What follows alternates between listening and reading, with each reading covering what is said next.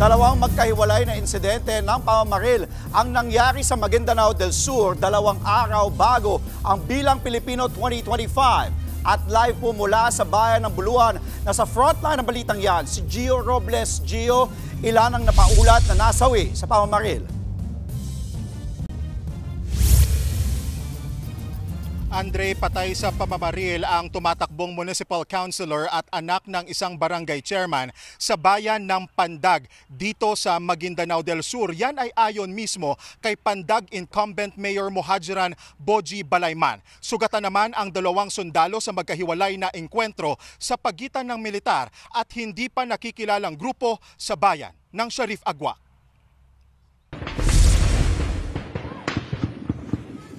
Umalingaw-ngaw ang sunod-sunod na putok ng baril sa barangay Kuloy sa bayan ng Sharif Agua kaninang umaga. Ramdam ang takot sa boses ng mga residente na nagising sa putukan sa pagitan ng militar at armadong grupo.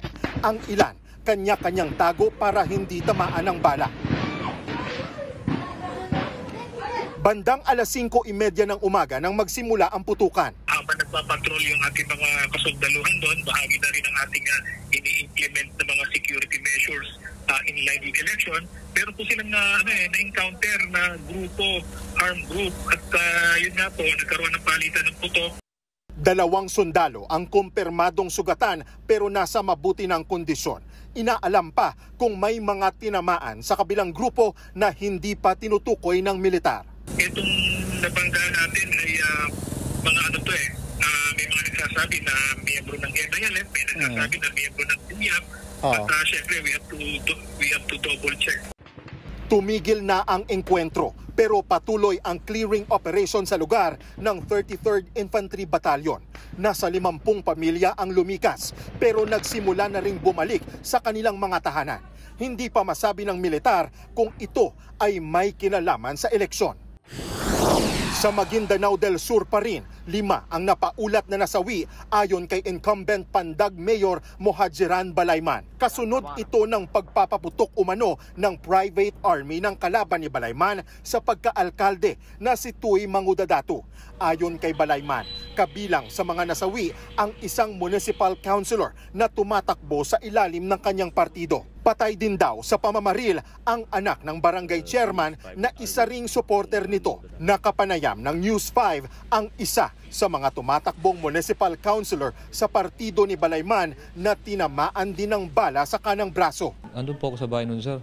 Tapos marami pong mga armadong mga private army po. Bigla po kaming pinaputukan. Yun, hanggang sa umabot sa tinamaan na po ako, sir. Pasado hating gabi kanina nang magsimula ang putukan, agad namang rumesponde ang mga pulis at militar sa lugar. Mahigit 5 oras tumagal ang bakbakan na umabot pa sa 3 ibang barangay sa bayan ng Pandag. Hindi pa tukoy kung may sugatan o nasawi sa kabilang grupo. This is politically motivated. Strategy ito para magtakbuhan yung mga tao and basically mga botante ko. At magkakaroon na naman ng dayaan. Hundreds of goons, private armies ng mga Mangudadato brothers ang pumunta dito sa amin.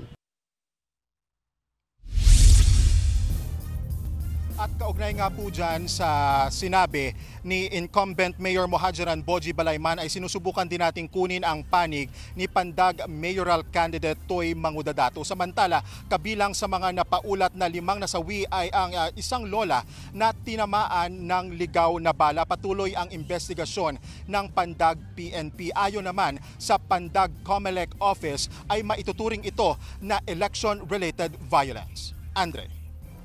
Live mula sa Maguindanao del Sur, maraming salamat, Gio Robles. Mga kapatid, Andre Felix po. Iba na ang may alam at may pakialam sa panahon ngayon.